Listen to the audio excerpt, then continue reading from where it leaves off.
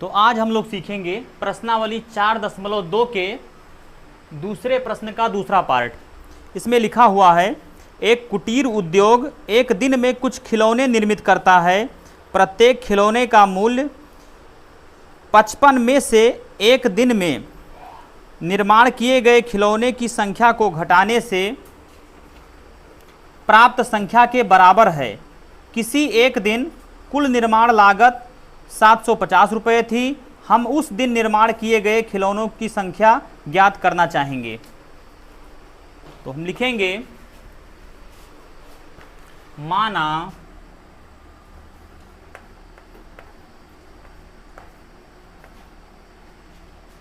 एक दिन में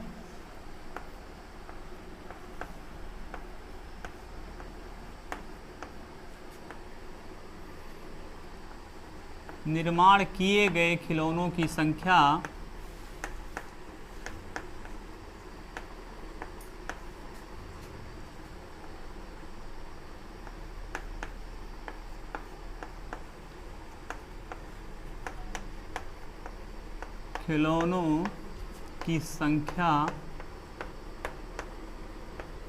बराबर x।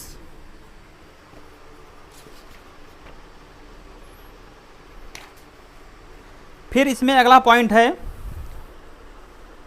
प्रत्येक खिलौने का मूल्य। तो दो ही पॉइंट आपको देखना है, एक तो एक दिन में निर्माण किए गए खिलौनों की संख्या और दूसरा प्रत्येक खिलौने का मूल्य। तो लिखेंगे, प्रत्येक खिलौने का मूल्य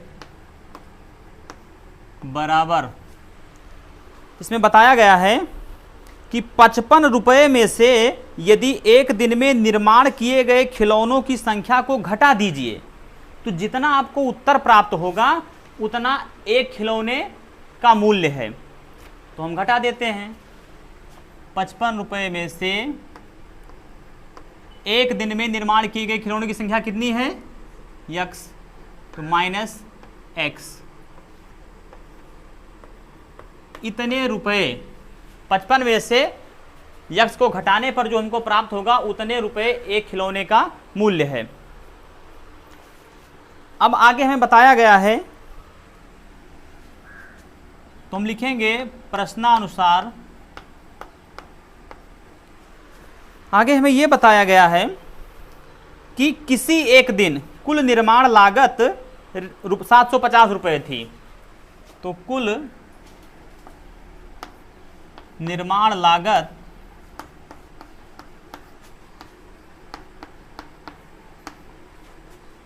बराबर 750 रुपये। अब ये कुल निर्माण लागत किसी एक दिन की कैसे निकली होगी? एक खिलौने का जो मूल्य है, यदि हम उस मूल्य को उस दिन जितने भी खिलौने बने थे उन खिलौनों की संख्या से यदि हम गुणा कर दें तो एक दिन की जो निर्माण लागत है वो हमको पता चल जाएगी। तो एक खिलौने का मूल्य इतना है और एक दिन में निर्माण किए गए खिलौनों की संख्या इतना है, तो इससे इसको आप गुणा कर दीजिए, जो उत्तर आएगा वो आपका 750 के बराबर होगा। तो यहां पर हम लिखते हैं x गुणे 55 - x बराबर 750। x का गुणा करेंगे 55 के साथ तो ये हो जाएगा 55x, और माइनस x का गुणा होगा x के साथ तो ये हो जाएगा x², और ये 750 इधर प्लस में है, इधर आएगा तो हो जाएगा माइनस में, -750 बराबर 0। इसको हम आगे करके भी लिख सकते हैं, -x², ये 55x यहाँ देखो प्लस में है, इधर भी जाएगा तो भी प्लस में ही रहेगा क्योंकि एक ही पक्ष में है, तो ये हो जाएगा +55x, और ये कितना है माइनस का 750, तो -750 = 0। अब आप चाहे तो यहाँ से माइनस का निशान इधर से हटा सकते हैं आगे से, दोनों पक्ष में -1 से आप गुणा कर दीजिए, तो हम लिखेंगे कि दोनों पक्षों में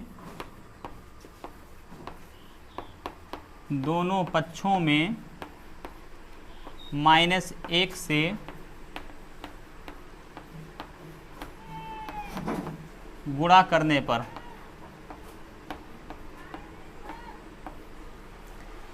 इधर भी आप गुणा कर दीजिए। अब यहाँ पर देखिए, ये है -1 और हमें इससे गुणा करना है इसमें, इस पूरे पद में, इस पक्ष में और उस पक्ष में भी। तो ये हो जाएगा -x² प्लस 55x माइनस 750 और बराबर इधर भी हो जाएगा -1 और गुणे 0।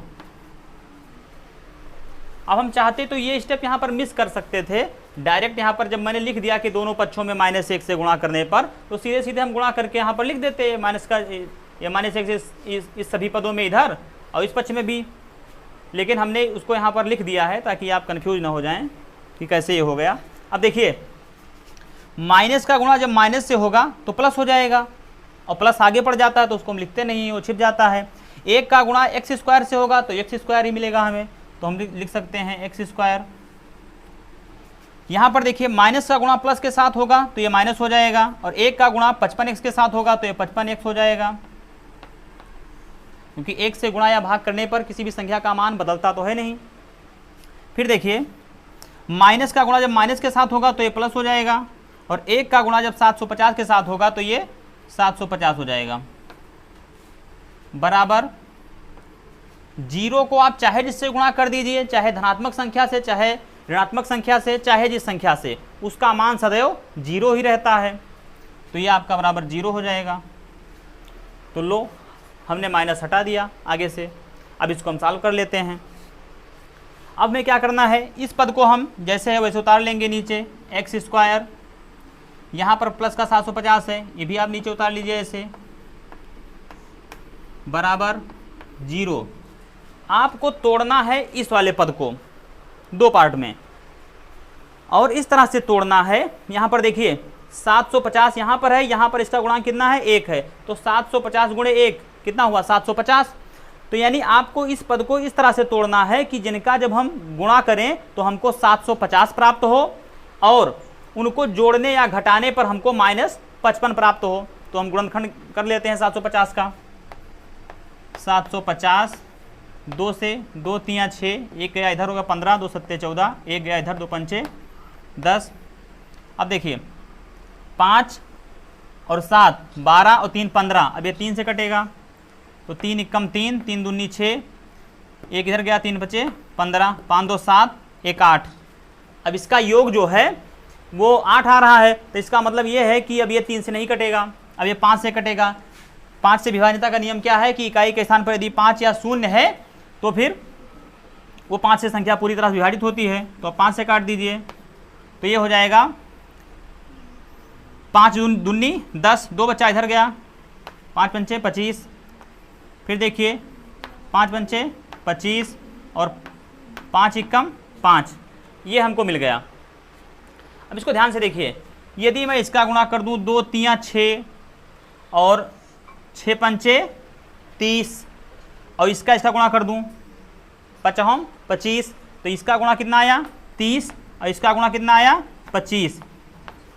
अब 30 25 का जब हम गुणा करेंगे तो हमें 750 भी प्राप्त हो जाएगा, और 30 25 को यदि हम जोड़ देंगे तो हमें 55 भी प्राप्त हो जाएगा। अब इसको हम यहाँ पर ये जो माइनस का चिन्ह है वो हम अपने अनुसार यहाँ पर बदल लेंगे। हमको संख्या पता चल गई कि एक 30 है और दूसरी कौन सी होगी 25। अब हम यहाँ पर चेंज कर लेंगे अपने हिसाब से। देखिए,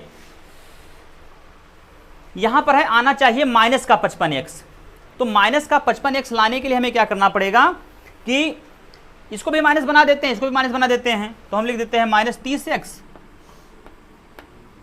और -25x। अब इसको ध्यान से देखिए, माइनस माइनस का जब गुणा होगा तो ये प्लस हो जाएगा, और 30 25 का गुणा होगा तो ये 750 हो जाएगा। तो हमें प्लस का 750 प्राप्त हो गया, और माइनस का 30x और माइनस का 25x, ये दोनों आपस में जुड़ करके हमको माइनस का 55x दे देंगे।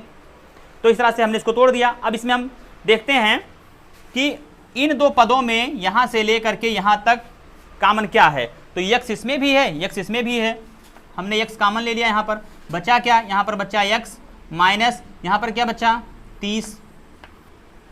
यहाँ पर देखिए इन दो पदों में हम कॉमन ले लेंगे। इसमें देखिए कॉमन क्या दिख रहा है, यहाँ पर कॉमन दिख रहा है 25, यहाँ पर भी है और 25 से यह संख्या भी कट जाएगी।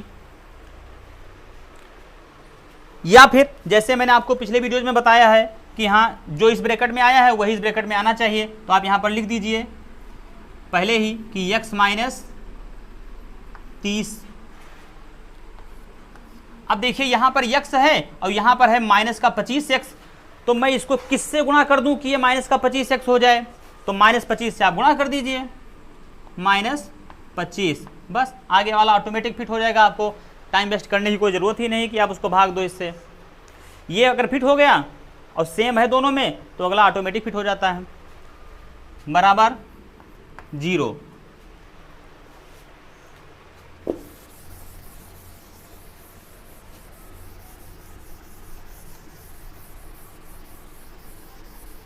अब देखिए आगे इन दोनों पदों में अब फिर से हमें दो पद मिल गए, यहां से लेकर के एक यहां तक और एक यहां से लेकर के यहां तक।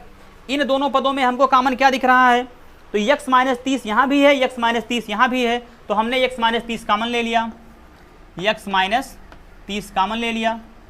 बचा क्या, यहाँ पर बचा x और यहाँ पर क्या बचा माइनस 25, तो हम लिख देंगे माइनस 25 बराबर 0। अब एक बार हम इसको 0 के बराबर रख के देख लेंगे, फिर एक बार इसको 0 के बराबर रख के देख लेंगे। यदि x माइनस 30 बराबर 0 तो x बराबर हो जाएगा 30।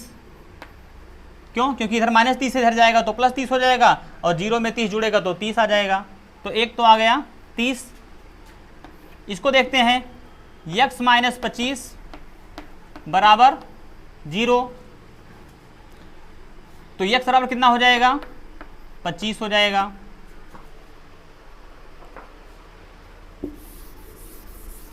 अब हमको x के दो मूल पता चल गए, एक तो 30 और एक 25। तो यहां पर लिखेंगे कि तो एक दिन में, मतलब यदि x बराबर 30 है तो एक दिन में निर्माण किए गए खिलौनों की संख्या, तो एक दिन में निर्मित खिलौने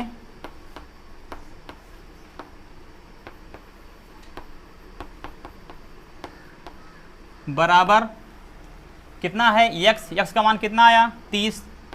तो एक दिन में निर्मित खिलौने 30 और प्रत्येक खिलौने का मूल्य, प्रत्येक खिलौने का मूल्य बराबर 55 माइनस x है, तो 55 में से x की जो वैल्यू आई उसको माइनस कर दीजिए 30, तो 55 में से 30 घटेगा तो आ जाएगा 25। और यदि x बराबर 25 तो एक दिन में निर्मित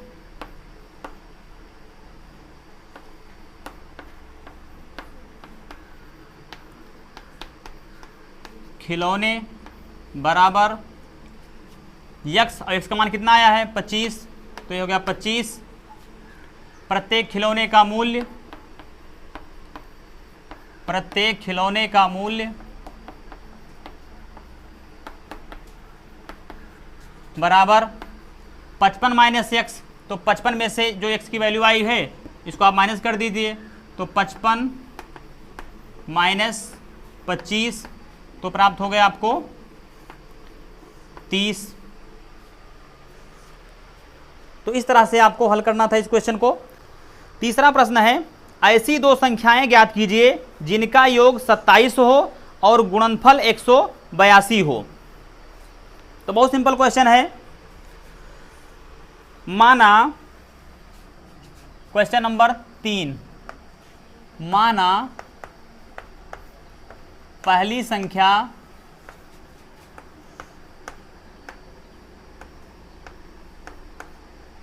बराबर x,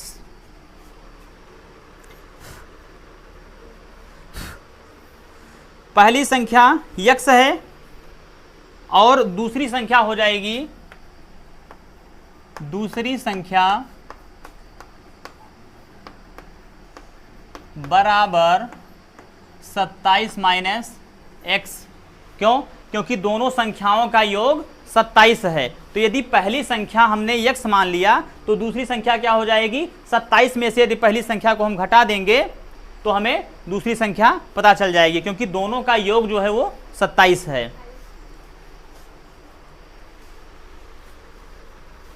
इसके बाद में बताया जा रहा है प्रश्नानुसार और गुणनफल 182 हो। इन दोनों संख्याओं का जो गुणनफल है वो 182 है। तो इनका हम गुणा किए दे रहे हैं, x का गुणा कर देंगे 27 माइनस x से, 27 माइनस x बराबर 182 है।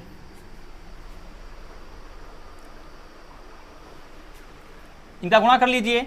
x का गुणा जब 27 के साथ होगा तो ये हो जाएगा 27x माइनस x का गुणा जब x के साथ होगा तो ये हो जाएगा x स्क्वायर। ध्यान दीजिए, इसके आगे जो चिन्ह लगा है वो है प्लस का, यहाँ पर इसके आगे लगा है माइनस का, तो प्लस माइनस का गुणा होगा तो माइनस हो जाएगा, x का गुणा जब x से होगा तो ये x स्क्वायर हो जाएगा। इधर देखिए ये 182 इधर प्लस, इसके आगे प्लस का चिन्ह लगा है, इधर आएगा तो इसके आगे माइनस का चिन्ह लग जाएगा। इसका जब पक्षांतर करेंगे तो ये हो जाएगा माइनस 182 बराबर 0। अब इसको हम व्यवस्थित कर लेते हैं, एक्स स्क्वायर को आगे ले आते हैं, माइनस एक्स स्क्वायर और ये प्लस का 27x है तो बीच में लिख देंगे प्लस 27x और माइनस 182 बराबर 0। फिर से हमें वही समस्या देखने को मिल रही है कि एक्स स्क्वायर के आगे माइनस का चिन्ह लगा है तो हम माइनस का चिन्ह हटा देते हैं। दोनों पक्षों में आप -1 से गुणा कर दीजिए, तो लिख देंगे कि दोनों पक्षों में -1 से गुणा करने पर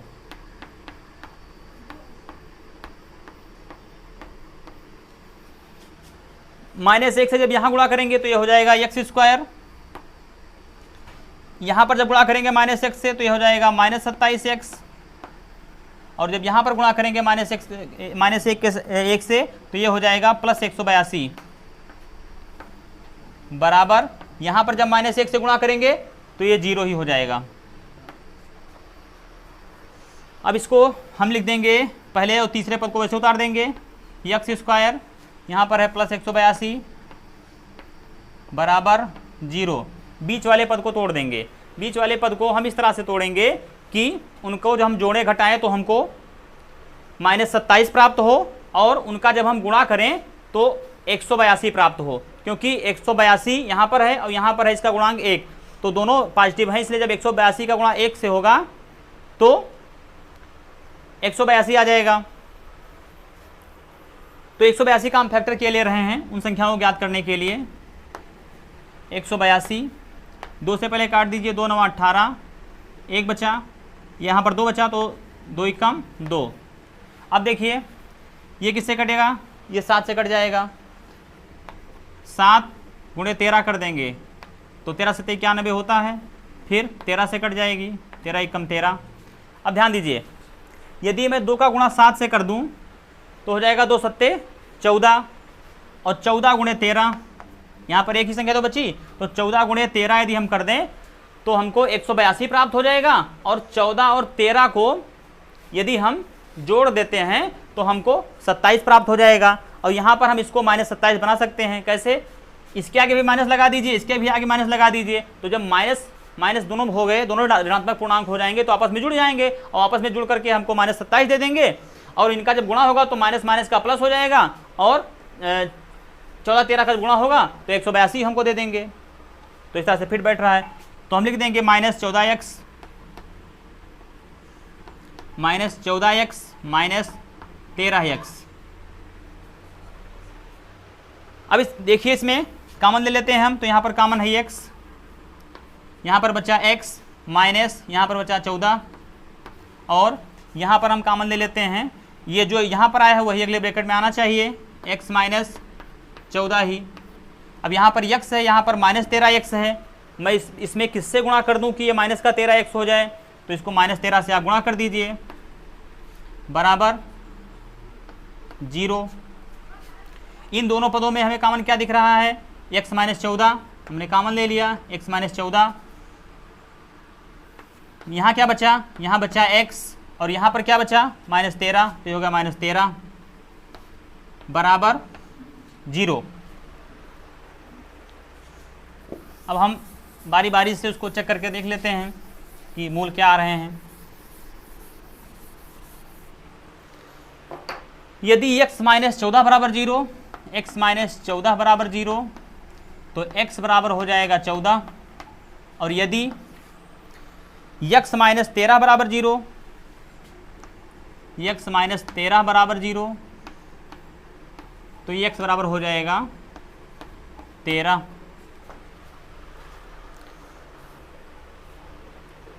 तो हमको ज्ञात क्या करना था, हमको ज्ञात करना था ऐसी दो संख्याएं जिनका योग 27 हो और गुणनफल 182 हो। तो ध्यान से देखिए, यदि x का मान 14 है तो दूसरी संख्या कितनी हो जाएगी, यदि x बराबर 14 तो पहली संख्या बराबर 14 और दूसरी संख्या बराबर हो जाएगा 27 माइनस x। तो 27 में से x का मान कितना आया है 14, 27 में से आप 14 को घटा दीजिए तो कितना आएगा 13 आएगा। इसी प्रकार से यदि x बराबर 13 तो पहली संख्या बराबर 13 और दूसरी संख्या बराबर 27 माइनस x, 27 माइनस x की वैल्यू यहाँ पर कितनी आई है 13, तो 13, तो 27 में से 13 घटेगा तो कितना आएगा 14।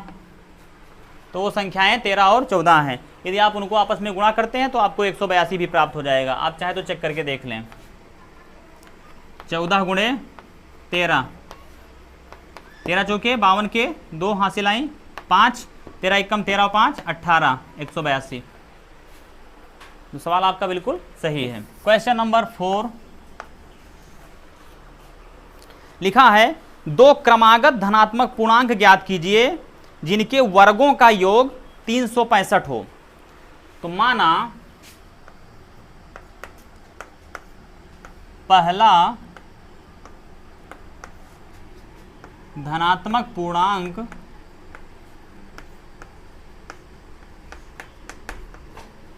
बराबर x, दूसरा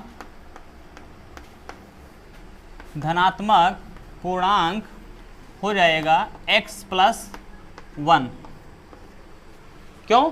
क्योंकि इसमें कहा जा रहा है कि क्रमागत, तो क्रमागत मीन्स क्या, 13 के बाद में अगली संख्या क्रमागत यदि हम देखें तो कौन सी है 14 है। तो ये कैसे मिली हमको, 13 में एक हमने जोड़ा तभी तो हमको मिली।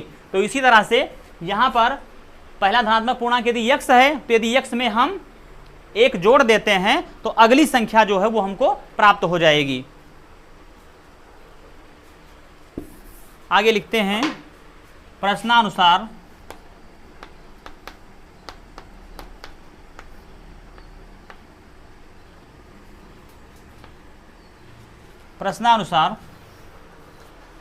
जिनके वर्गों का योग 365 हो, तो यदि हम x का वर्ग कर दें और x प्लस 1 का योग x प्लस 1 का वर्ग कर दें और फिर दोनों को जोड़ दें तो हमको कितना मिल रहा है 365 मिल रहा है। तो यानी x square plus x plus 1 का स्क्वायर इज इक्वल टू 365। इसको हम सॉल्व कर लेते हैं, ये हो जाएगा x स्क्वायर प्लस ये प्लस बी का होल स्क्वायर के रूप में लिखा है, तो उसी तरह से इसका विस्तार कर देंगे। ये हो जाएगा एक्स स्क्वायर प्लस एक का स्क्वायर करेंगे तो एक ही आएगा, और प्लस 2 गुणे एक्स तो हो जाएगा 2x, और गुणे 1 तो कितना हो जाएगा 2x ही रह जाएगा। यानी a square plus B square plus 2ab, यानी 2 और a और b का गुणा किया गया तो 2x आ गया, और x का स्क्वायर किया गया तो x स्क्वायर, और 1 का स्क्वायर किया मैंने तो 1 आ गया।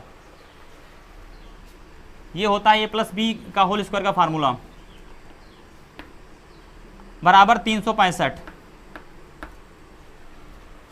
आगे देखिए एक्स स्क्वायर, इसको सॉल्व कर लेते हैं। देखिए x square plus x square, ये दोनों आपस में जुड़ करके हमको क्या देंगे 2x स्क्वायर, 2x स्क्वायर। फिर यहाँ पर देखिए प्लस का 2x है, इधर ले आइए तो ये हो गया प्लस 2x, ये है प्लस 1 तो यहाँ पर आप लिख दीजिए प्लस 1, और ये है 365, इधर इसके आगे प्लस का चिन्ह लगा है, इधर जब आएगा तो इसके आगे माइनस का चिन्ह लग जाएगा, जब बराबर के इधर आएगा माइनस 365 बराबर 0। अभी 365 इधर आया तो इसके आगे माइनस का चिन्ह लग गया, यानी इसका चिन्ह बदल गया। जबकि देखिए 2x यहाँ लिखा था, इसको मैंने यहाँ उठा के लिख दिया, इसके आगे का चिन्ह नहीं बदला। क्यों? क्योंकि ये अपने ही पक्ष में रह गया ना, ये दूसरे पक्ष में तो गया नहीं, ये अपने ही पक्ष में रह गया, इसलिए इसके आगे का चिन्ह नहीं बदला। और जो दूसरे पक्ष में से इस पक्ष में आए उनके आगे का चिन्ह बदल गया। इसको अगर डिटेल से देखना है तो आप पिछली वीडियोज को देखें। अब देखिए ये हो जाएगा 2x स्क्वायर प्लस 2x, एक में से जब 365 घटाएंगे तो आपको माइनस 364 प्राप्त होगा, माइनस 364 बराबर 0। अब हमें ये देखना है कि यहाँ पर लिखा है माइनस 364 और यहाँ पर गुणा कितना है। अच्छा एक काम भी इसमें हम और कर सकते हैं, यहाँ पर हम यदि 2 से भाग कर दें, हम चाहें तो दोनों पक्षों में 2 से भाग कर दें तो थोड़ा छोटा हो जाएगा, हमको गुणा भाग करने में तोड़ने में थोड़ी आसानी रहेगी। तो हम यहाँ पर आप चाहे ऐसे उसको इस शब्दों में कह दीजिए कि हाँ यहाँ पर आप कॉमन ले लीजिए 2, और चाहे आप यहाँ पर भाग कर दिए। कॉमन लेने का मतलब भाग करना ही तो होता है। तो यहाँ पर हम लिख देंगे दोनों पक्षों में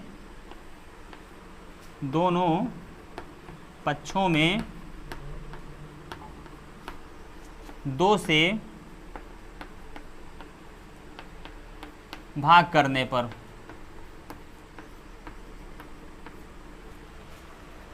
यहाँ, अच्छा हमने 2 से भाग क्यों किया, हमने 3 से क्यों नहीं कर दिया? क्योंकि हम देख रहे हैं कि पहले पद में भी गुणांक 2 है तो ये भी 2 से कैंसिल हो जाएगा, यहाँ पर भी 2 है और यहाँ पर भी लास्ट में देखिए इकाई का अंक 4 है, मतलब ये संख्या भी 2 से पूरी तरह से विभाजित हो जाएगी, इसीलिए हमने यहाँ 2 से भाग दिया है। अच्छा इसको चाहे तो सीधे से भाग दे करके हम लिख सकते हैं, या आपको कोई कन्फ्यूजन हो तो मैं लिखे दे रहा हूँ अगला स्टेप कि कैसे भाग देंगे। भाग हम ऐसे देंगे, ये हो जाएगा आपका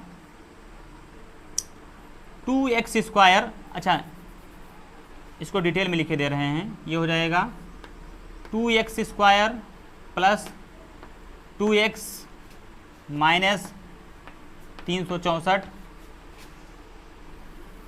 भागे 2 बराबर 0 भागे 2। अब ये मैं समझाने के लिए केवल लिख रहा हूँ, नहीं तो सीधे सीधे हम भाग दे के यहाँ पर लिख सकते थे। अब ये इतने के भागे 2 लिखा है, इसका मतलब क्या कि आप कुछ लोग क्या गलती करते हैं कि 2 एकम 2 और 2 एकम 2 बस कट गया, तो ये होगा x स्क्वायर भागे आगे 2x और माइनस 364 ऐसे करके लिख देते हैं, वो गलत हो जाता है। इसका मतलब क्या है, यहाँ पर देखिए इसको ध्यान से, इसका मतलब ये है यहाँ पर कि 2 से हमको इन सभी पदों में भाग देना है, इसमें भी देना है, इसमें भी देना है, इसमें भी देना है। या तो आप ऊपर सबको जोड़ लिए होते, जोड़ने के बाद मतलब जोड़ना या घटाना जो भी चिन्ह लगा है उसके अनुसार आप कैलकुलेशन कर लिए होते, फिर उसको आप लिख दिए होते इकट्ठा, और उसके बाद में आप चाहते तो डायरेक्ट उसको, जब यहाँ पर एक संख्या आपको मिल जाती तो आप भाग दे सकते थे। लेकिन जब वो कई पदों में है और उसमें चर अचर सब शामिल हैं, उनको आप एक साथ जोड़ घटा नहीं सकते हैं, तो फिर हम क्या करेंगे, सभी पदों में अलग अलग भाग देंगे।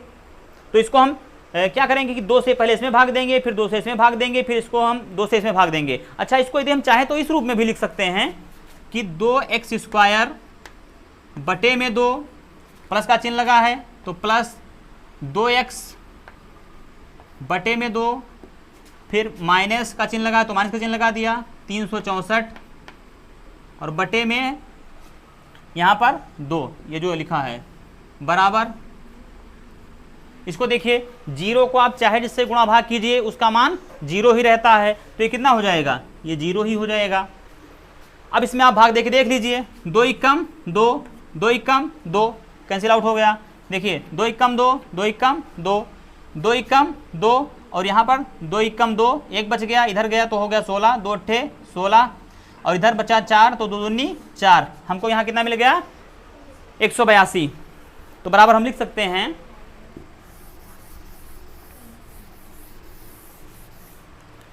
यहाँ पर क्या बचा, x² बटे 1, और बटे में अगर 1 है, 1 से मतलब क्या है कि 1 से हमें x² को भाग देना है। तो किसी भी संख्या को जब आप 1 से भाग देते हैं या गुणा करते हैं तो उसका मान बदलता तो है नहीं, उसका मान वही रहता है। तो हम क्या, इसको x² है तो x² लिख देंगे, ये हो जाएगा x²। फिर यहाँ पर देखिए ये क्या है, x बटे 1, तो x बटे 1 का मतलब क्या हुआ, x ही, और प्लस का चिन्ह लगाया बीच में तो हमने प्लस का चिन्ह लगा दिया, ये हो गया x। यहाँ पर देखिए माइनस का चिन्ह लगा है तो हमने माइनस का चिन्ह लगा दिया, और 182 बटे 1 है, इसका मतलब क्या हुआ कि हाँ 182, तो हमने 182 लिख दिया, बराबर। यहाँ पर क्या है 0, तो हमने 0 लिख दिया। तो ये इतना हमें करने की ज़रूरत नहीं है, सीधे सीधे हम इसको यही चीज़ वहाँ पर लिख सकते थे, लेकिन ये इतना मैंने आपको समझाने के लिए बता दिया ताकि यदि कोई कन्फ्यूजन है तो दूर हो जाए, क्योंकि ज़रा सा भी यदि डाउट रह जाता है तो फिर आप क्वेश्चन में फंसने लगते हैं। अब हम देखते हैं आगे, इसके आगे दो चिन्ह लगा है माइनस का, यहाँ पर जो इसका गुणांक है वो है प्लस का 1, तो माइनस और प्लस का गुणा होगा तो माइनस हो जाएगा, और इसके आगे हम चाहे तो लिख सकते हैं ना 1, इसमें कोई दिक्कत तो है नहीं, चाहे हम लिख दें चाहे ना लिखें, क्योंकि 1 से जब x² में गुणा होगा तो उतना ही रहेगा। अब माइनस और प्लस का जब गुणा होगा तो ये कितना हो जाएगा, इसके आगे कौन सा चिन्ह लगा है, प्लस का छिपा हुआ है, तो माइनस और प्लस का जब गुणा होगा तो ये हो जाएगा माइनस, और 182 का गुणा जब 1 से होगा तो कितना हो जाएगा 182। तो बीच वाली संख्या को हम इस प्रकार से दो पदों में तोड़ें कि यदि उनको हम गुणा करें तो गुणा करने पर हमको -182 प्राप्त हो, और यदि उनको हम जोड़ें या घटाएं तो हमको यहां पर देखिए इसका गुणांक कितना है, इसका गुणांक है 1, और कौन सा 1, +1, तो हमको +1 प्राप्त हो उनको जोड़ने या घटाने पर। कुछ लोग यहाँ कंफ्यूज हो जाते हैं कि केवल x लिखा तो सोचते हैं इसमें क्या है, इसमें तो कुछ बीच में है ही नहीं, हम किसके बराबर उसको जोड़ घटा के लिख दें। जहाँ पर कुछ नहीं लिखा है वहाँ पर क्या लिखा है, 1 लिखा है, इसका गुणांक 1 है, जैसे हमने यहाँ पर 1 बढ़ा दिया, आप चाहे तो यहाँ पर 1 लिख दें और चाहे तो न लिखें, लो समझने के लिए आप लिख भी सकते हैं। जैसे जैसे आप प्रैक्टिस करते जाएंगे तो आपको ये 1 लिखने की ज़रूरत नहीं पड़ेगी।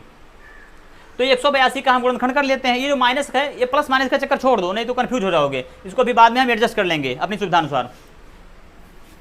इसका हम गुणनखंड कर लेते हैं, तो 2 9 18, और फिर 2 एकम 2, फिर 7 × 13, तो 13 7 91, और फिर 13 एकम 13, कितना मिल गया हमको 2 × 7 × 13, तो 2 और 7 का गुणा कर लीजिए तो आ जाएगा 2 7 14, और × 13 14 13 का यदि हम गुणा कर दें तो हमको 182 प्राप्त हो जाएगा, और 14 में से यदि 13 को हम घटा दें तो हमको प्लस का 1 x प्राप्त हो जाएगा, यानी प्लस का 1 प्राप्त हो जाएगा। 14 में से 13 घटाएंगे तो 1 ही तो बचेगा। अच्छा, लेकिन हमें चाहिए क्या था, हमने इसके आगे विद्युत चिन्ह मिटा दिया था, हमको चाहिए था माइनस का 182 ना गुणा करने पर, कि इनका गुणा करें तो हमें माइनस का 182 प्राप्त हो, तो कोई दिक्कत नहीं है। हम इसमें से किसी एक के आगे माइनस का चिन्ह लगा देते हैं, बस प्लस माइनस का गुणा होगा तो माइनस ऑटोमेटिक लग ही जाएगा उसके आगे। लेकिन हमें ये देखना है कि ऐसी संख्या के आगे लगाएं कि यहाँ पर भी मामला फिट रहे, प्लस का 1 हमें प्राप्त हो जाए।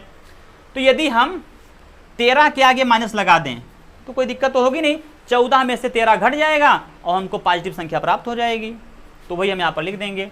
तो ये एक आप लिखो चाहे ना लिखो कोई मतलब नहीं है। ये हो गया x², और यहाँ पर ये हो जाएगा प्लस का 14x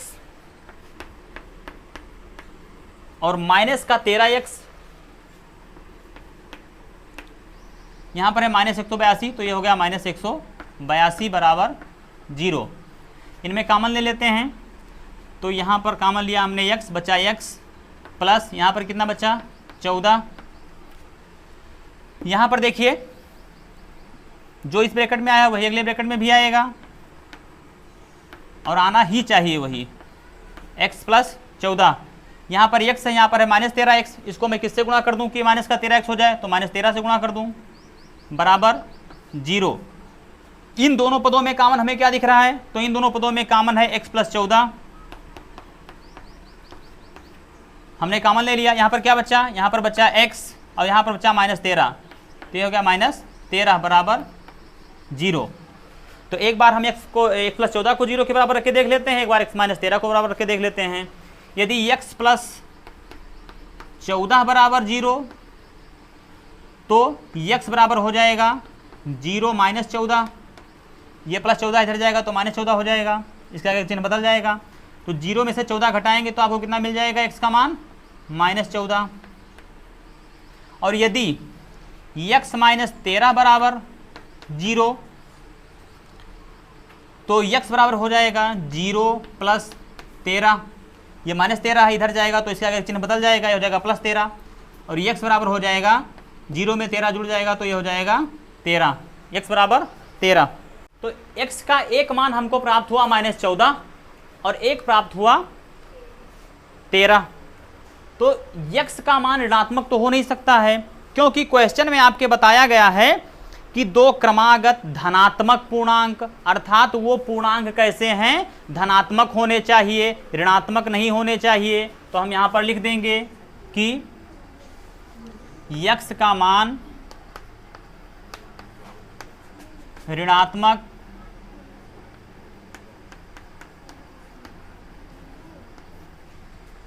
नहीं हो सकता,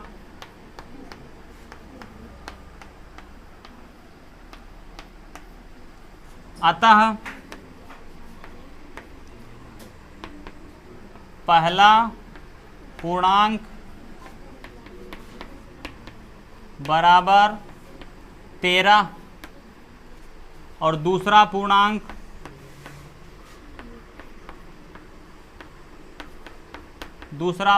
बराबर इसके आगे क्रमागत पूर्णांक, तो 13 में एक जोड़ेंगे तो कितना प्राप्त हो जाएगा, 14।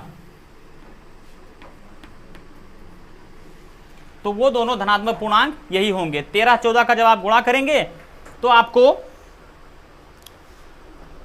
13 और 14 के वर्गों का जब आप योग करेंगे तो आपको 365 प्राप्त हो जाएगा। आप चाहे तो करके देख लें। 13 का वर्ग कितना होता है, 13 का होता है 169 और 14 का कितना होता है 196। यदि आप इनको जोड़ें तो आप देखिए 6 9 15 के 5 हासिल आई 1, 9 6 15 के 5 और 1 6 हासिल आई 1 और 1 2 और 1 3, 365। अर्थात इन दोनों क्रमागत पूर्णांकों का जब आप वर्ग करेंगे और वर्ग करने के बाद में इनको जब आप जोड़ेंगे तो आपको 365 प्राप्त हो रहा है, अर्थात आपका उत्तर बिल्कुल सही है। क्वेश्चन नंबर 5 में पूछा जा रहा है आपसे कि एक समकोण त्रिभुज की ऊंचाई इसके आधार से 7 सेंटीमीटर कम है। यदि कर्ण 13 सेंटीमीटर का हो तो अन्य दो भुजाएं ज्ञात कीजिए। तो बहुत सिंपल, सबसे पहले हम एक समकोण त्रिभुज बना लेते हैं। देखिए, और समकोण त्रिभुज में ये भुजा जो होती है लंब होती है और ये आधार होती है। यहाँ पर 90 डिग्री का कोण बनता है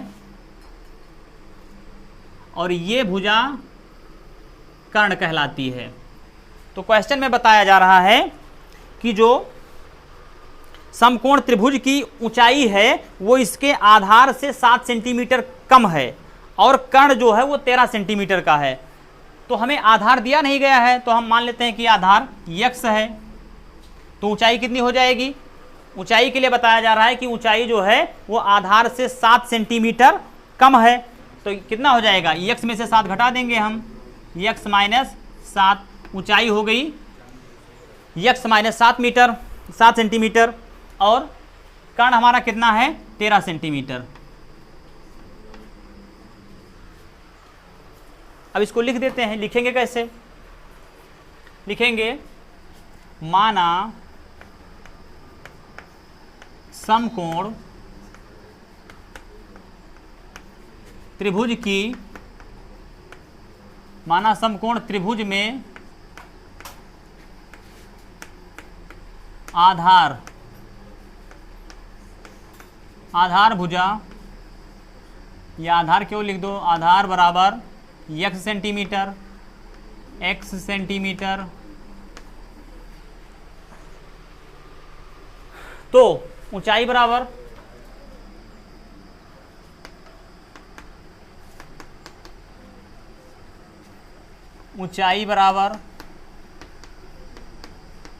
x माइनस 7। इसको मिटाए दे रहे हैं, मैंने समझाने के लिए बनाया था केवल। x minus 7। आगे हल करेंगे प्रश्नानुसार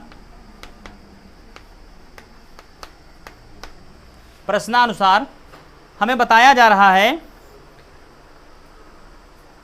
कि यदि कर्ण 13 सेंटीमीटर का हो तो अन्य दो भुजाएं ज्ञात कीजिए। यानी हमको आधार और ऊंचाई के बारे में निर्देश दे दिया गया है, फिर बता दिया गया है कि कर्ण जो है वो 13 सेंटीमीटर है। तो फिर अच्छा, कर्ण भी यहां पर हम लिख देते हैं ताकि भूल ना जाएं आप। कर्ण है 13 सेंटीमीटर, 13 सेंटीमीटर। तो अब इसको हम सॉल्व कर लेते हैं। प्रश्नानुसार हम लिखेंगे पाइथागोरस प्रमेय से, समकोण त्रिभुज में पाइथागोरस प्रमेय लगता है। पाइथागोरस प्रमेय से, पाइथागोरस प्रमेय क्या होता है? पाइथागोरस प्रमेय होता है कि कर्ण का जो स्क्वायर होता है वो लंब के स्क्वायर और आधार के स्क्वायर के योग के बराबर होता है। तो इसको हम सॉल्व कर लेते हैं। कर्ण है हमारा 13, तो 13 का स्क्वायर इज इक्वल टू लंब हमारा कितना है? लंब यानी ऊंचाई, उस समकोण त्रिभुज की जो ऊंचाई होती है उसी को लंब कहते हैं। तो लंब हमारा है x माइनस 7, तो हम लिख देंगे x माइनस 7 का होल स्क्वायर प्लस। अच्छा, कुछ लोग सोचते हैं यहाँ पर कि जब ऊंचाई या लंब की लिखने की बात आई तो कुछ लोग सोचते हैं यहाँ पर कि x माइनस 7 है तो इस पर स्क्वायर यहाँ पर लगाना है, तो ये हम x पर लगा दें या 7 पर, चाहे इस पर लगा दें एक पर। लेकिन ऐसा नहीं होता है। ये क्या है? देखो, एक ब्रैकेट में लिखा हुआ है, अर्थात ये कोई एक संख्या है। इसको घटाने पर हमको x में से 7 घटाएंगे तो हमको कोई एक संख्या प्राप्त होगी, तो हमें उस संख्या के ऊपर लगाना है। तो अभी हमने घटाया तो है नहीं, इसलिए हम ओवरऑल पूरी संख्या के ऊपर यहाँ पर उसका होल स्क्वायर कर देते हैं। प्लस आधार कितना है? आधार है x, तो x का स्क्वायर कर दीजिए। अब इसको आप सॉल्व कर लीजिए। 13 का स्क्वायर हो जाएगा 169 बराबर x माइनस 7 का होल स्क्वायर हो जाएगा x स्क्वायर और प्लस 7 का स्क्वायर माइनस 2 गुणे a के स्थान पर है x, तो हमने लिख दिया x, b के स्थान पर है 7, तो हमने लिख दिया 7। ध्यान से देखिए, ये a माइनस बी का होल स्क्वायर के रूप में लिखा हुआ है।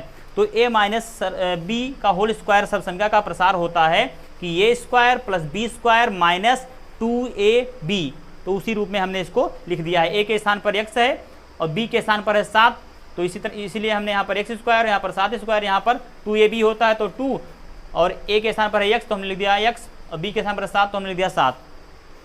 आगे फिर क्या है? प्लस x स्क्वायर, तो ये हो गया प्लस x स्क्वायर। अच्छा, एक बात यहाँ पर और ज़रा ध्यान दीजिए एक बात पर कि यहाँ पर हमने लिखा कर्ण स्क्वायर बराबर लंब स्क्वायर प्लस आधार स्क्वायर।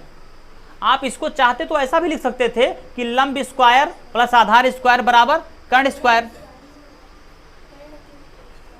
कर्ण के ऊपर यहाँ पर देखो स्क्वायर छूट गया है, यहाँ पर स्क्वायर लगा दीजिए। मैं रुका अगर बताने के लिए, तो एक गलती मिल गई। लंब का स्क्वायर प्लस आधार का स्क्वायर बराबर होता है कर्ण का स्क्वायर। तो चाहे आप कर्ण स्क्वायर इधर लिख दो, लंब स्क्वायर और प्लस आधार स्क्वायर इधर लिख दीजिए, और चाहे लंब स्क्वायर प्लस आधार स्क्वायर इधर लिख दीजिए, कर्ण स्क्वायर इधर लिख दीजिए, आपका उत्तर जो है वो सेम आएगा, क्योंकि बात बराबर है। बराबर मीन्स क्या होता है? बराबर मीन्स होता है जैसे तराजू में जो डंडी लगी होती है, तो उस डंडी में दो पलड़े बंधे होते हैं, एक इधर और एक इधर। तो बराबर मीन्स क्या होता है कि जो बीचों बीच में जहां पर तराजू में पकड़ने वाला बंधा रस्सी जो बंधी होती है पकड़ने वाली, उसको हम पकड़े रहते हैं, या कोई भी जो अनाज या कुछ भी अपना तौलता है उसे पकड़े रहता है। एक तरफ बांट रखता है, एक तरफ अनाज रखता है। अब वो चाहे इस तरफ बांट रखे, इस तरफ अनाज रखे, और चाहे इस तरफ बांट रखे, चाहे इस तरफ अनाज रखे, बात तो बराबर ही है ना। बीच में हमें देखना, अगर यदि समान उनका वजन है, यानी कि 2 किलो इधर बांट रखा हुआ है, 2 किलो इधर अनाज रखा हुआ है, या इधर 2 किलो गेहूं रखा है, इधर 2 किलो चावल रखा हुआ है, और बीच में उसको पकड़े हुए कोई व्यक्ति वो बिल्कुल बराबर हैं, तो चाहे इधर गेहूं रखें इधर चावल रखें, चाहे इधर चावल रखें इधर गेहूं रखें, चाहे उन दोनों पलड़ों को ऐसे पकड़ के बीच से हम ऐसे घुमा दें इधर उधर, तो रहेंगे तो बराबर ही ना। अब यहाँ पर देखिए ये बराबर है, उसी तराजू के पलड़े के समान है। यहाँ से आप पकड़ के ऐसे घुमा दीजिए दोनों पलड़ों को, तो ये इधर चला आएगा, ये इधर चला आएगा, तो बराबर है, ये तो बराबर रहेगा, उसमें कोई परिवर्तन हो नहीं जाएगा। तो आप चाहे इसको यहीं पर सही कर लीजिए, चाहे भी बाद में आप बदल लीजिएगा, उसमें कोई दिक्कत की बात नहीं है। अभी थोड़ा डिफरेंट तरीके से आपको बता रहा हूं कि हाँ यदि ऐसे भी कहीं लिखा मिल जाता है तो आप सॉल्व कर सके। नहीं, आप जब इधर इस पक्ष में कुछ ऐसा होता है कि यहाँ छोटा वाला है जो इस पक्ष में है और जो बड़ा वाला इस पक्ष में है, तभी आप उसको सॉल्व कर पाते हैं। बहुत लोग तो इसी में फंस जाते हैं। और इस पक्ष में अगर कहीं तरह से दिख गया तो हम सोचते हैं आप क्या करें, इधर से ही इधर जाता है, अब इधर वाले को हम क्या करें? अरे जैसे इधर से इधर जाता है वैसे इधर से इधर चला आएगा, बात खत्म। और जब पूरा हमें घुमा देना होगा तो हम तराजू के पलड़े की तरह उसको इधर का उधर पूरा घुमा देंगे सेम, उसमें कोई परिवर्तन तो होगा नहीं।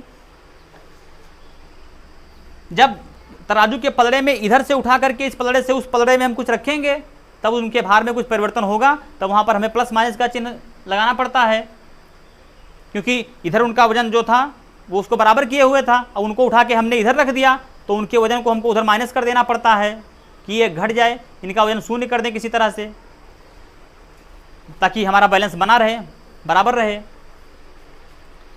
तो देखिए ये हो गया। अब इसको हम सॉल्व कर लेते हैं। तो ये क्या हो जाएगा? ये हो जाएगा 169 बराबर एक्स स्क्वायर, और ये हो जाएगा 7 का स्क्वायर, तो ये हो जाएगा 49।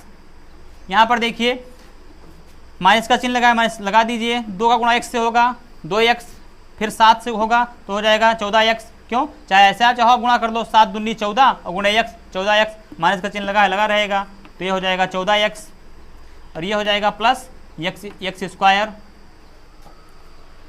अब ध्यान दीजिए, ये हो जाएगा 169 बराबर एक्स स्क्वायर, यहाँ पर है और यहाँ पर भी है, एक ही पक्ष में 2x स्क्वायर हैं और दोनों धनात्मक हैं, तो दोनों को आपस में जोड़ दीजिए, तो ये हो जाएगा 2x स्क्वायर। फिर देखिए ये है -14x, इसको उठाकर यहाँ लिख दीजिए आप -14x। फिर है प्लस का 49, तो यहाँ पर लिख दीजिए प्लस 49।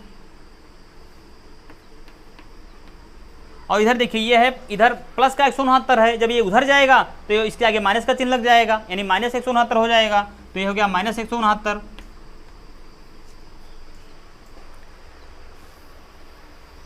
तो जब यहाँ पर देखिए यहाँ पर 169 था, जब इसको हम उधर लेकर के चले गए तो इसके स्थान पर यहाँ क्या बचा? 0 बचा।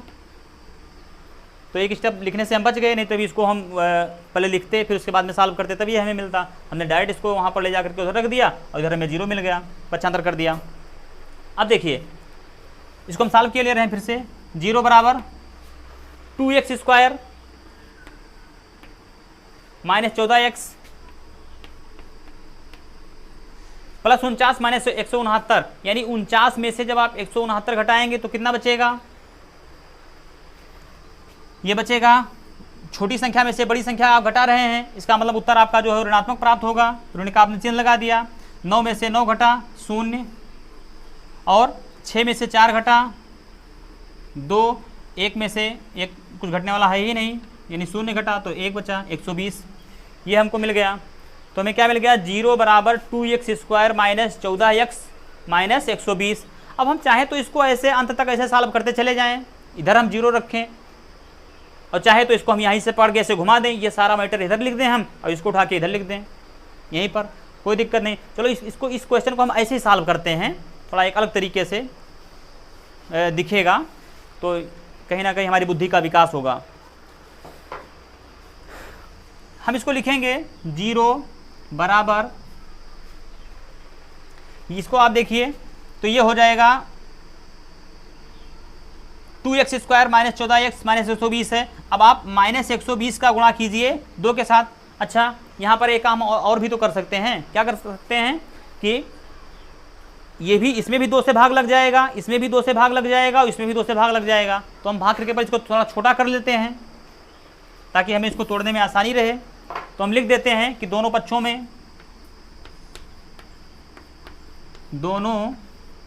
में 2 से भाग देने पर हमको क्या मिल जाएगा,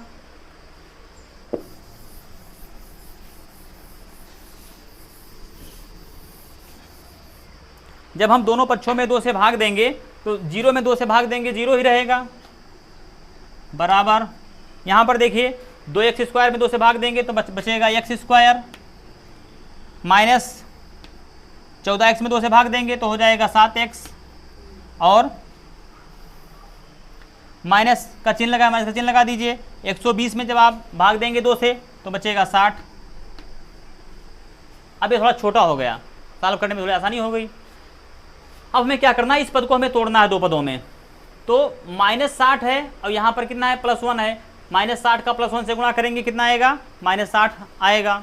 तो -60 आएगा। अब माइनस का और प्लस का चक्कर छोड़ दीजिए, 60 सीधे सीधे देखिए कि 60 का गुणा करेंगे, यहाँ पर 1 है इसका गुणांक, तो 60 एक कम 60 हो जाएगा। अब 60 को हमको इस प्रकार से तोड़ना है 2 पदों में कि जिनका गुणा करें हम तो हमको 60 प्राप्त हो, और उनको जोड़ें या घटाएं तो हमको 7 प्राप्त हो। ये प्लस माइनस का चक्कर छोड़ दीजिए, इनको हम अभी अपने हिसाब से व्यवस्थित कर लेंगे।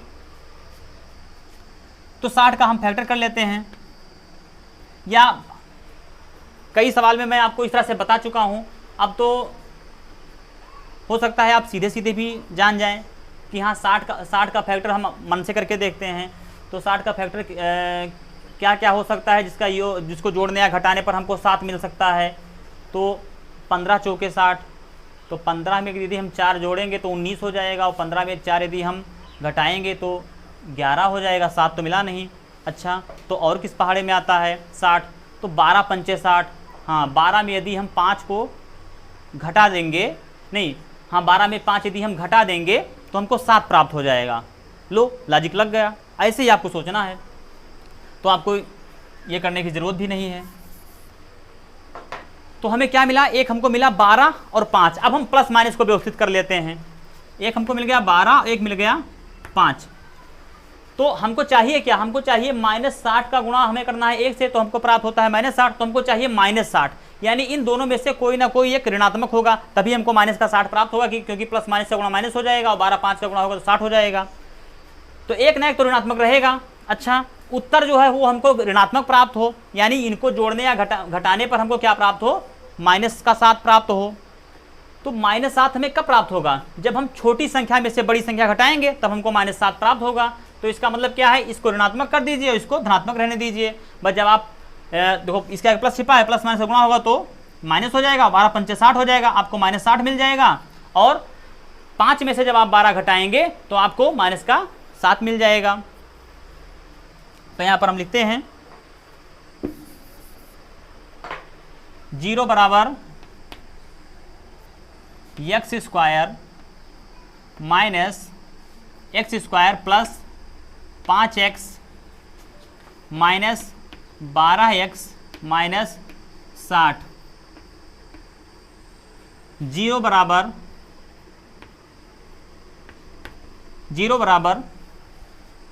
अच्छा अभी तक क्या होता था, 0 उधर रहता था, ये इतना सब कुछ इधर लिखा रहता था।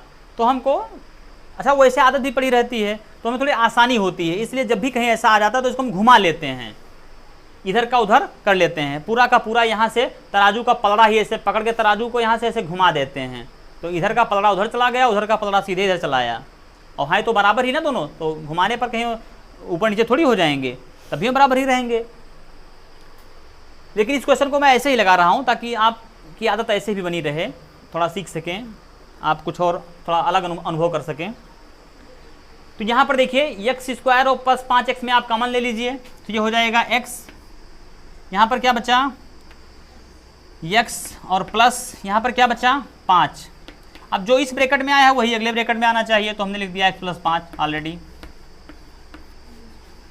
यहाँ पर है x और यहाँ पर कितना है -12x। अब मैं किससे गुणा कर दूं कि ये -12x हो जाए, तो इसको यदि मैं -12 से गुणा कर दूं तो माइनस और प्लस का गुणा हो जाएगा माइनस, और फिर 12x से गुणा हो जाएगा तो ये हो जाएगा 12x। बस आगे वाला चेक करने की कोई ज़रूरत ही नहीं है। माइनस और प्लस का गुणा हो जाएगा माइनस, और 12 और 5 का गुणा हो जाएगा 60। इधर बराबर लगाने की कोई ज़रूरत नहीं, इधर हमने ऑलरेडी लगा रखा है ना, बराबर 0। सॉल्व करते हैं इसको, 0 बराबर हो जाएगा, इन दोनों पक्षों में कॉमन क्या दिख रहा है x + 5,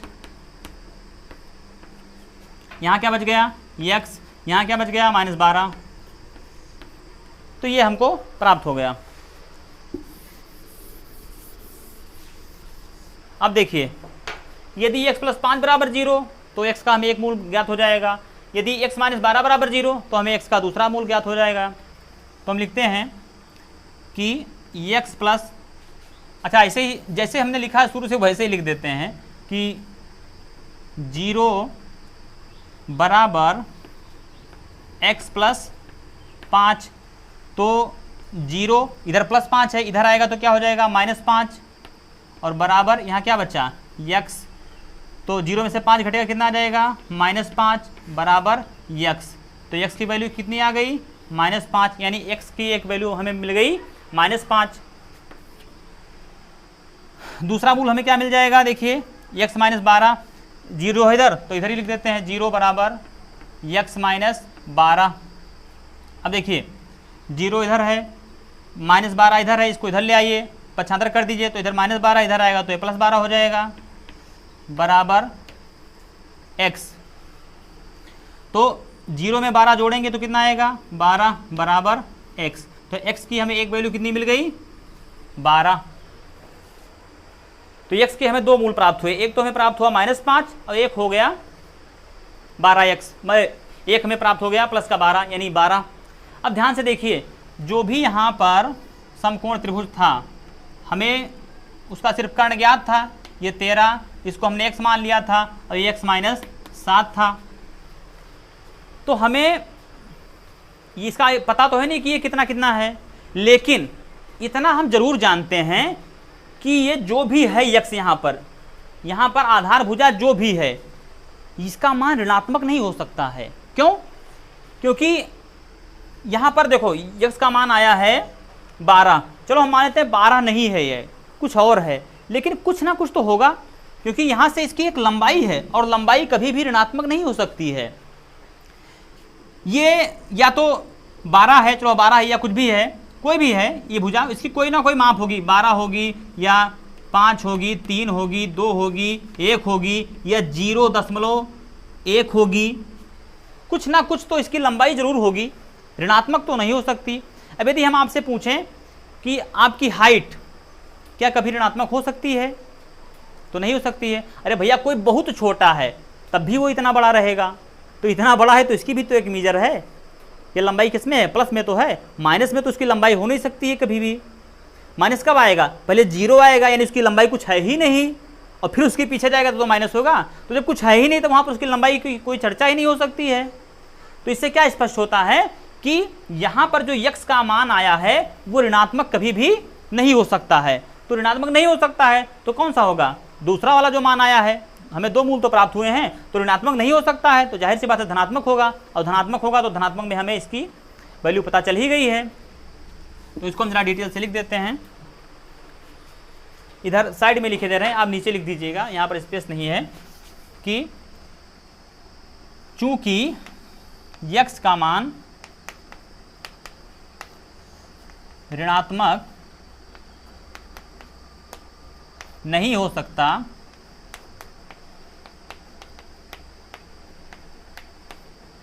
अतः आधार हमारा कितना हो जाएगा देखिए आधार हमने माना था x सेंटीमीटर, x की वैल्यू कितनी है 12, तो आधार हमारा हो जाएगा 12 सेंटीमीटर और ऊंचाई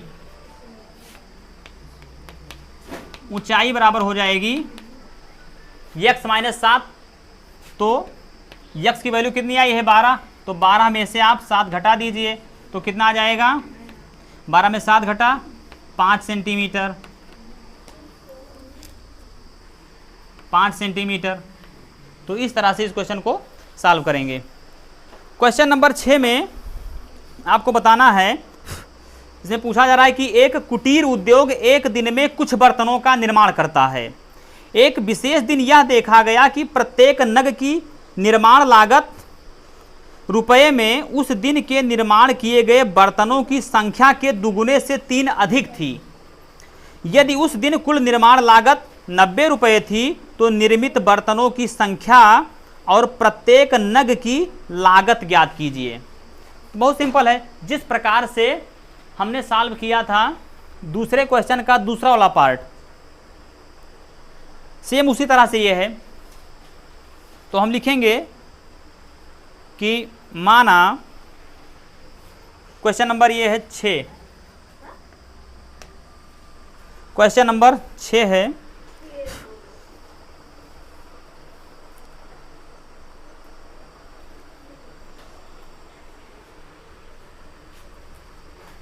लिखेंगे माना एक दिन में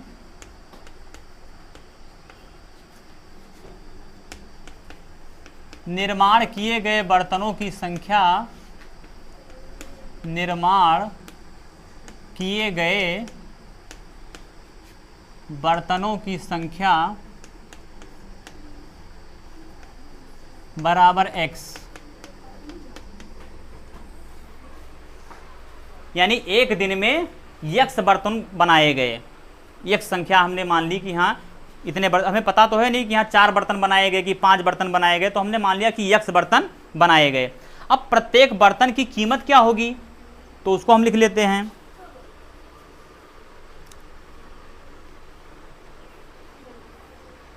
प्रत्येक नग की निर्माण लागत,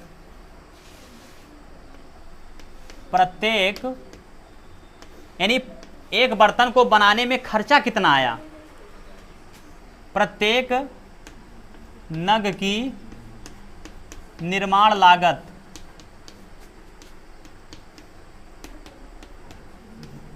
बराबर प्रत्येक नग की निर्माण लागत। देखो इसमें बताया जा रहा है कि उस दिन निर्माण किए गए बर्तनों की संख्या के दुगुने से 3 अधिक थी। यानी उस दिन कितने बर्तन बनाए गए थे, x का दुगुना कितना हो जाएगा 2x, और इससे 3 अधिक थी तो यहां लिख देंगे +3। बस आगे देखिए, ये हो जाएगा प्रश्नानुसार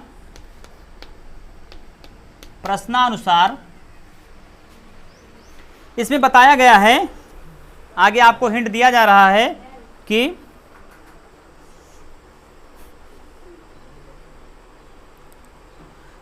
यदि उस दिन कुल निर्माण लागत 90 रुपये थी तो हम लिख देंगे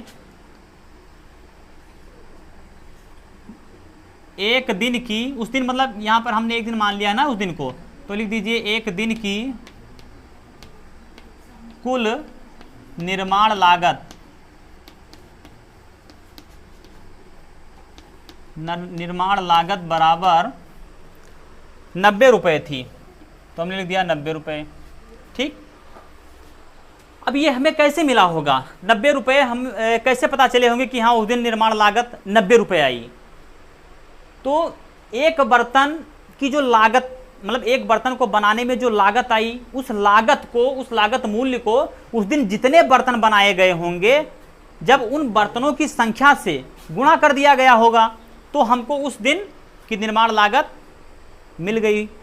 तो देखिए यहाँ पर एक दिन में निर्माण किए गए बर्तनों की संख्या x है और एक बर्तन को बनाने में कितना खर्चा लगा 2x + 3, तो कुल बर्तन बनाए गए x और एक बर्तन को बनाने में खर्चा आया 2x + 3, तो इनका यदि आपस में गुणा कर दें तो जो टोटल खर्चा उस दिन आया था उसके बराबर होगा।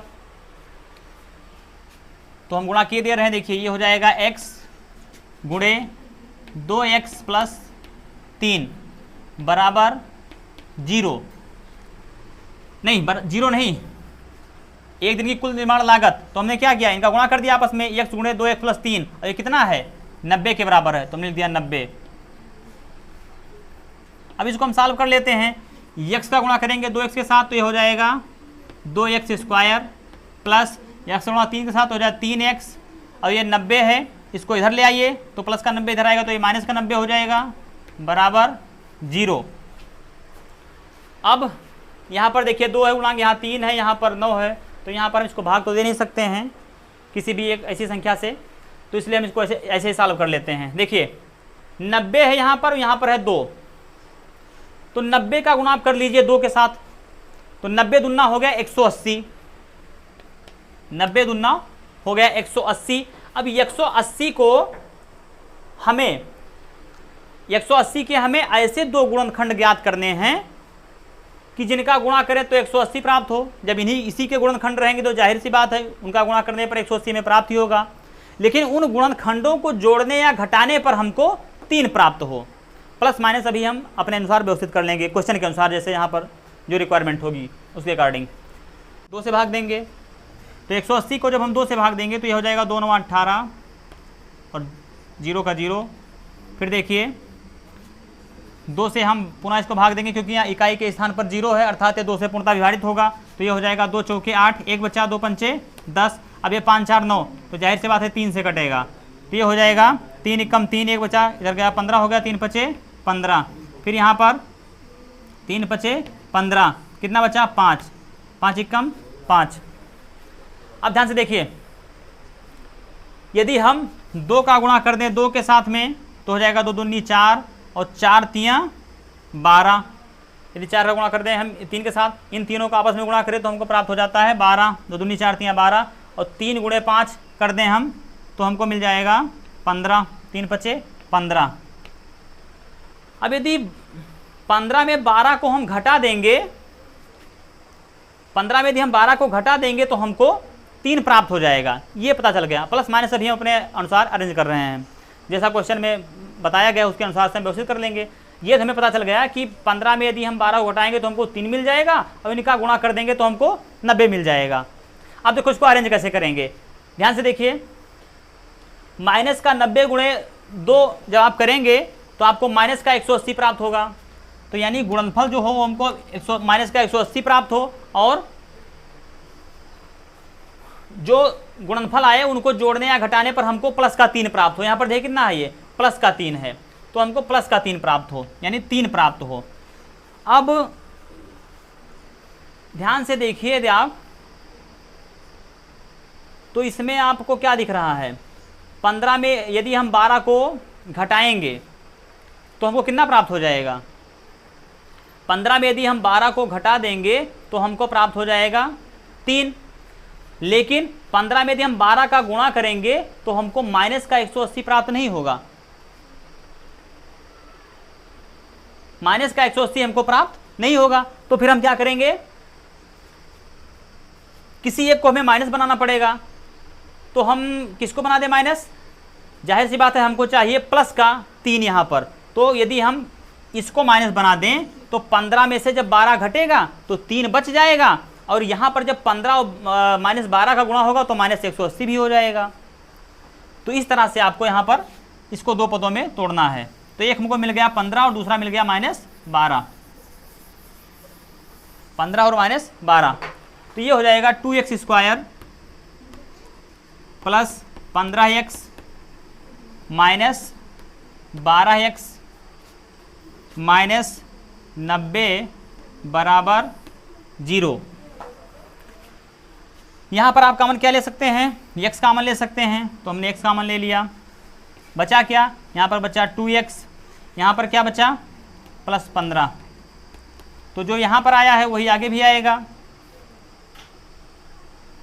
तो हम अगले ब्रैकेट में लिखे दे रहे हैं 2x + 15 अब यहाँ पर है 2x, यहाँ पर है -12x, तो मैं 2x को किससे गुणा कर दूं कि ये माइनस का 12x हो जाए। तो यदि मैं इसको -6 से गुणा कर दूं तो देखिए माइनस प्लस का गुणा माइनस हो जाएगा और 6 दूनी 12 हो जाएगा, x लगा है तो x लग जाएगा गुणांक, तो उसके बराबर हो गया, बराबर 0। इसको हम सॉल्व कर लेते हैं। अब देखते हैं इन दोनों पदों में कॉमन क्या है, तो कॉमन है 2x + 15, 2x + 15 हमने कॉमन ले लिया। यहाँ क्या बचा x, और यहाँ पर क्या बचा -6, तो ये हो गया -6। अब यदि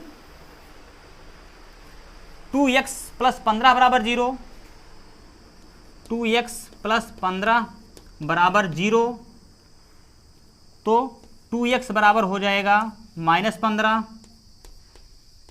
और x बराबर हो जाएगा -15/2। और यदि x -6 बराबर 0 तो x बराबर हो गया 6। अब इसको ध्यान से जरा देखिए, एक दिन में निर्माण किए गए बर्तनों की संख्या बराबर x, यानी कि जो भी बर्तन बनाए गए होंगे और बर्तन को बनाने में लागत मूल्य हमें दी गई है कि 90 रुपये आई है, एक बर्तन का दिया गया है और फिर बताया गया है कि लागत मूल्य आई है, निर्माण लागत वो 90 रुपये आई है। तो जाहिर सी बात है कुछ ना कुछ तो बर्तन उस दिन बने ही होंगे, ना बहुत ज़्यादा बने होंगे तो एक बर्तन बना होगा, 2 बर्तन बने होंगे, 3 बर्तन बने होंगे, 4 बर्तन बने होंगे, कुछ ना कुछ तो बर्तन बने ही होंगे, तभी तो उस दिन की निर्माण लागत हमको बताई गई कि 90 रुपये है। तो इससे क्या स्पष्ट हो रहा है कि जो यहाँ पर निर्माण किए गए बर्तनों की संख्या है वो कभी भी ऋणात्मक नहीं हो सकती है। या तो भैया एक भी बर्तन नहीं बना, या तो एक भी बर्तन नहीं बना, और या फिर कुछ बर्तन बने, एक बर्तन बना, 2 बर्तन बने, 4 बर्तन बने, 5 बर्तन बने, 6 बर्तन बने, 7 बर्तन बने, लेकिन उसका मान ऋणात्मक तो कभी हो नहीं सकता कि हाँ भाई ये तो एक भी बर्तन नहीं बना। लेकिन ऋणात्मक हम कैसे कहते हैं कि हाँ -1 बर्तन बना, -2 बर्तन बना, -15/2 बर्तन बना, ऐसा तो हो नहीं सकता है। तो इससे ये स्पष्ट है कि यहाँ पर जो x का मान है वो ऋणात्मक हो नहीं सकता। तो बचा क्या, x का जो धनात्मक मान है वही बचा, तो इसको हम लिख देंगे इधर साइड में, नीचे लिख देंगे उसके कि x का मान ऋणात्मक नहीं हो सकता, x का मान ऋणात्मक नहीं हो सकता, अतः उस दिन निर्माण किए गए बर्तनों की संख्या, उस दिन निर्माण किए गए बर्तनों की संख्या, निर्माण किए गए बर्तनों की संख्या, बर्तनों की संख्या बराबर x की वैल्यू कितनी आई है, जो पॉजिटिव आई है वो है 6, तो 6 हो जाएगी। और प्रत्येक नग की निर्माण लागत, प्रत्येक नग की निर्माण लागत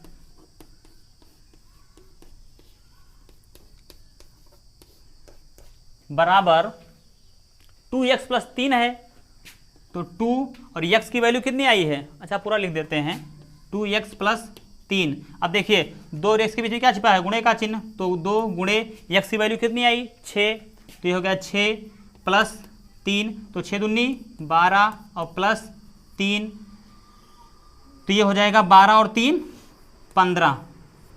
तो यानी प्रत्येक नग की निर्माण लागत, यानी एक बर्तन को बनाने में 15 रुपये का खर्चा आया, और उस दिन कुल मिला के 6 बर्तन बनाए गए थे, तभी उनका गुणा करने पर हमको 90 प्राप्त हो रहा है, जैसा क्वेश्चन में बताया गया है। तो मैं आशा करता हूं कि आज मैंने जितने क्वेश्चन आपको बताए हैं ये सभी आपके समझ में आए होंगे। यदि एक बार में समझ में नहीं आता है तो कृपया वीडियो को 2-3 बार देखें, और अपने आप वीडियो देखने के बाद में प्रत्येक क्वेश्चन को कम से कम आप 3-4 बार ज़रूर हल करें, क्योंकि अभ्यास से ही व्यक्ति कुछ सीख पाता है। तो इसलिए आप उसको वीडियो को दोबारा भी देख सकते हैं, और बिल्कुल मैंने आपकी तरह जैसे जैसे आपके माइंड में डाउट उत्पन्न होते हैं, बिल्कुल आपके माइंड को लेकर के मैंने सभी क्वेश्चन को सॉल्व किए हैं। तो इसलिए वीडियो थोड़ा लंबा ज़रूर है, लेकिन यदि आप देखते हैं एक तरफ से बिना स्किप किए तो पूरा कॉन्सेप्ट क्लियर हो जाएगा, कभी भी आप क्वेश्चन में फंसेंगे नहीं।